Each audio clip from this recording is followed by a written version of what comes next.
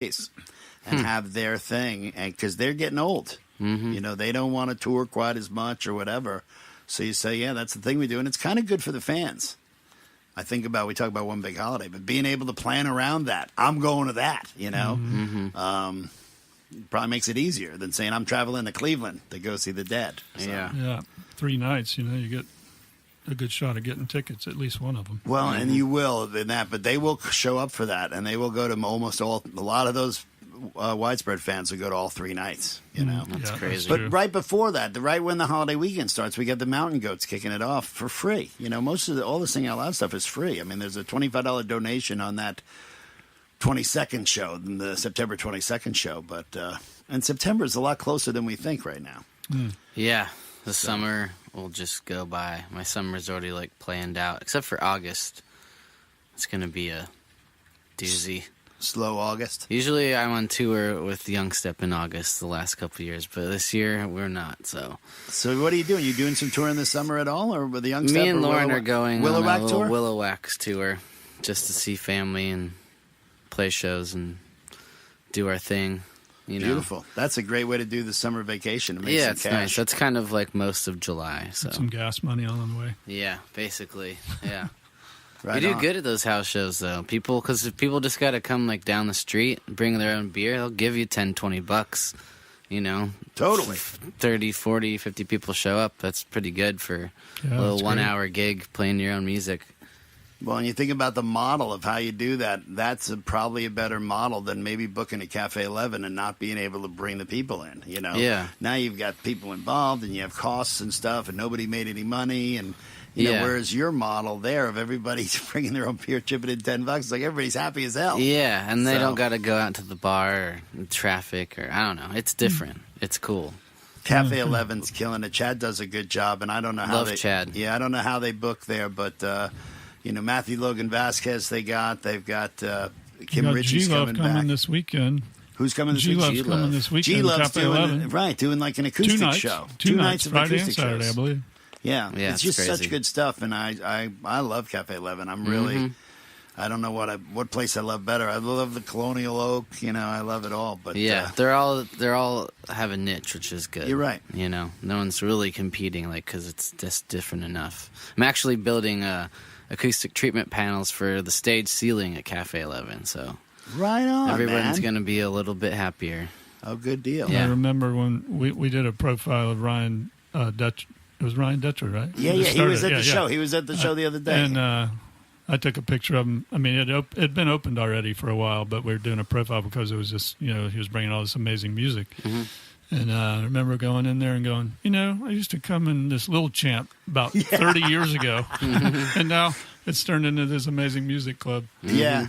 But it What did was need it? some it was like a little champ Well, it or was a a 7-Eleven or something. right? It was I a don't- 7-Eleven. Okay. Thus, I can Which see I guess that. Cafe 11, but it's also on 11th Street. So. Yeah. But it looked like I thought that's exactly where the- like that type of building. It's a convenience store building. True. Yeah. Footprint, Low exactly. ceilings, Right. Which That is makes probably why sense. you need acoustic tiles. On Well, my Yeah. friends, my cousin just saw Matthew Logan Vasquez, who was just here from Delta Spirit at Cafe 11. He just saw him in New York City. They just played somewhere, and he went up to him after the show to talk about it. And Matt said to him, I will play Cafe 11 as many times as they'll invite me back. Nice. And I'm thinking, this guy's pretty much a rock star in my mind, but I love just hearing that stuff. Or That's the great. thing about the National, about just a band as big as the National saying, Is that your cousin that came to my show in New York? yeah, James, right Yeah, on. good James guy. and Ann. They're getting married in Detroit next Detroit. July, so they got Nice. some time. But they met at a Delta Spirit show. Oh, So that's, wow. Big That's fans. pretty romantic. Yeah, big fans. He bought a Young Step vinyl, so I remember Did he really? remember those people. He's probably sitting at home right now going, you go to water. He probably is. You go to yoga. I would do something like that. Hey, so Walter, you've been listening to the radio show. I got to say, you're a photographer extraordinaire, retail yay, but you've been listening to Uncle Steve-O's show longer than my show. Yeah, we did a story about Flagler College Radio in Did you really? 1993 when they started, when they because started. it was a big deal to have that. And I don't think I met Steve-O then. No, he wasn't on right there at the then. beginning. But I met Bob Blaze and photographed Sean him. Schuyler, Stu Weaver. I can't remember. I met DMC because I photographed course. him.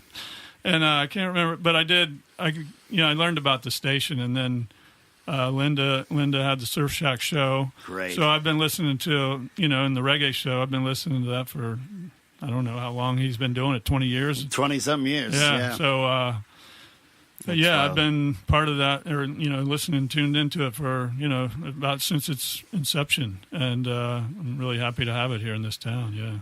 Now it's cool. It's on iHeartRadio too because you can. That's how I mostly listen now. Do you listen on iHeart? See, even I mean, local people if do. I'm in my kitchen, I'll listen to my radio. But if I'm at my bedroom, in the store, we run it as well on Saturday morning. We have it on iHeart. Oh, in the store. Oh. And on Sunday afternoon, we have the reggae show in the store. Oh, this is a story from a while ago, but I remember somebody told me they were in Coastal Traders right when my show was ending one day. This is from about 3 years ago. They heard the kazoo? And they go, one of my friends was at the counter buying something. And the girl looks up and she goes, I wish JB could be on 24 hours a day. Not knowing it was one of my friends. I go, oh, that's pretty good. It was the person at Coastal Traders. It's too funny. Hey, I have to tell you, speaking about the radio show, something happened this week. Mike, I shared it with you. Did you see what I shared with you? Oh, yeah.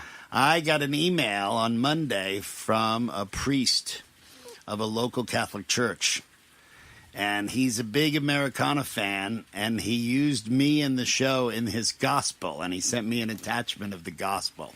Wow. Not the gospel, but the sermon, right? Yeah. The homily. You're part of the gospel. I wish I was part of the gospel. What was the The sermon's even bigger. It was something about hate or whatever, but his point was that he told the congregation that he loved Americana music, and they should listen to the show. He promoted the show, Flagler College Radio, with his host JB. It's great and whatever. But he said there was a few weeks back, and I think it was about a month ago, I played a Paul Thorne song, who ironically Paul Thorne just played here on Saturday night at Ponte Vedra. But I played a Paul Thorne song called I Don't Like Half the Folks I Love. And it's kind of about a family reunion type of thing where it's like that. But anyway, he used that and filled it in. So that's a first for the Good Morning Americana show to ever be mentioned in the sermon of a Catholic Mass. I hope they didn't tune in when you had some of those songs that you had to censor every once in a while. I said to somebody, I said, I'm going to have to watch it now that I know who the audience is. And they said, no, they don't want that, JB. So I'll just still be myself. Got to give it to him real. Yeah. But I thought you'd dig that, Micah, right? That's you never know who's out there listening. You just don't. Or who you're motivating with a crazy JB Good Morning Americana song. Yeah. Very cool. Anyways, all right, well, let's talk about upcoming stuff. What do we got upcoming? You got the Willow Wax tour. We got Steve Earle and the Dukes celebrating Copperhead Roads. 20th anniversary, I guess. Wow. It's at Ponte Vedra this Saturday night with the Mastersons, who are a husband and wife duo that are also part of the Dukes, part of Steve Earle's band. And they're awesome. I remember seeing Chris Masterson play with Jack Ingram back at Austin City Limits Music Festival. He's one of my favorite guitarists. And to see him evolve into, the Mastersons with his wife. It's like the Willow Wax, for God's sakes. Yeah. One day I call that Willow Whacking it. I saw Steve Earle when I worked at Folio. We often get tickets to Florida Theater and stuff. I saw him play there years and years ago, and actually, the former associate publisher, offered me tickets to the show Saturday night. Oh, really? Still got a few connections, but I think I'm opting for G Love because it's close to home, and I like him too. That's true. And the G Love's acoustic, intimate. Yeah, that ought to be pretty neat. Yeah. So. Yeah, that's good. What shows have you seen, Walter, lately, or in the last year or so that really I haven't stood seen out a lot of live music lately, but the last live show I saw at the amphitheater was Southern Culture on the Skids, which is the Scots. A ton of fun. Yeah. How was it? Pretty well attended? Yeah, it was, I'd say, I don't know, maybe 100 people. Really? It was on the front porch there, So I'm terrible at guessing crowds, though. It's funny. People love free. You know what I mean? That show was $20, but if it was free, there would have been 500, 800 people there. But everybody there was having a good time. Oh, yeah. No doubt about it. Throwing the fried chicken and all that. The backyard stage at the amphitheater is going to play a way bigger part in a lot of the stuff coming up. I mean, you see some of the shows, but for Sing Out Loud especially, like the Mountain Goats will be back there, some of those bands. So that's You like hanging back there too in the backyard area. I saw the Whalers back there. It's been right. probably a year and a half or two ago. That was a great show. Nice. And, I got to say though, the band I miss seeing the most is the Rivernecks, and I'm so sad that they don't seem to be Hunter's be reincarnated. gone. We had Jacob Hamilton on the podcast. Yeah, and I was listening to that. Oh, he's great, but Virga lives in Gainesville now, right? Yeah, I mean, it's Hunter hard to lives do. in St. Pete. Hunter lives in St. Pete. Mm-hmm. Yeah, right. Yeah, So, a few different things happen, and it's just. but those guys, I'm glad you brought them up, Walter, because those guys deserve a lot of credit for what's happened now. The scene you see at Sarbez, the scene you see at Nobby's. Not that those, but they were a hard-working band. That's what they did, and they wrote. Some of those best songs that we sing along to at Riverneck shows are never been recorded. I realize. No, I mean, I got to where I mean, they weren't just my friends in the band. I liked their music so much. It was like I got to the point where I had a song in my head, which I've never even thought about writing a song, but because of the way they. Jacob knows that area and the 206 development. Life. Yeah, exactly. 206 Life. Yeah. And it was part of that when I was running Genung's at Fish Camp there. I had some time on my hands sometimes. And I'd see smoke billowing up over on the mainland. I knew they'd be burning something up and clearing another plot of land for subdivision. I had this song in my head about writing it and giving it to them because I thought it would be a Riverneck song. And I never wrote it. I mean, I might not have ever been able to write Walter, a song. that's awesome. But you wrote a Riverneck but when song. I never gave them one. It was in my head, and then when they broke up, I was like, I never put a pen to paper. So it's still up there, maybe. Good stuff. But I don't know. I don't know if they're ever coming back. So. But what do you got going on? You want to do any plugging of Coastal Traders? Obviously, the free wooden. Indonesian juice harp. I have to think of the name. That's a good offer on the Good Morning Americana podcast. Yeah, I could send in free some with friends mention there. of the Of Good the Morning podcast. Americana Get on show, over.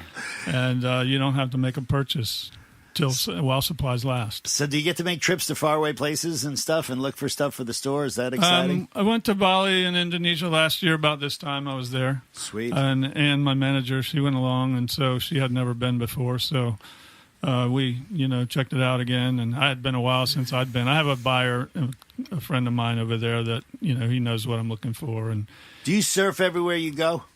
I tried to? I tried to. Yeah. Yeah. Did you hear about Nancy McCree doing the Ford commercial thing? Yeah, I just had dinner with her and some friends the other night. She told us all about it. That is such a good. Is that a good story? Can you It's imagine? funny. Yeah, they were like lit on fire. They basically found her and flew her out to California and put her up in a nice place and had her surf. Yeah, what she did was she wrote them a letter of she wrote them a letter praise about her car. about how well they Her Ford. handled some claim or something. It was an insurance company, I believe. Oh, is that what it was? Insurance company, Yeah, not I a think car it was company, right? Progressive or somebody, and they were so happy to have this like glowing endorsement that they said, "Hey, you want to come out to California and do a commercial?" Nice. She's like, "Yeah." She's great. But I don't. Now she's saying it was supposed to come out and she hadn't seen it, so she doesn't know if it's gonna.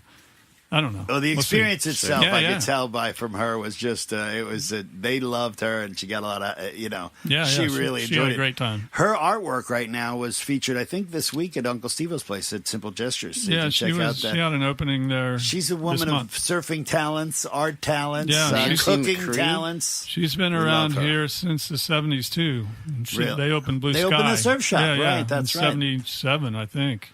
Yeah, she's Yes. one of our friends. We love her. Yeah. And her son is involved with Just Mayo, with that food, Yeah, that vegan. company, Yeah, Hampton. yeah. Mhm. You know Just Mayo? They're saving chickens. It tastes good, too. It's good stuff. So I stay on top of the... Goes good on your donuts. I was going to say, I usually put Hellman's on my donuts, but I can put Just Mayo on.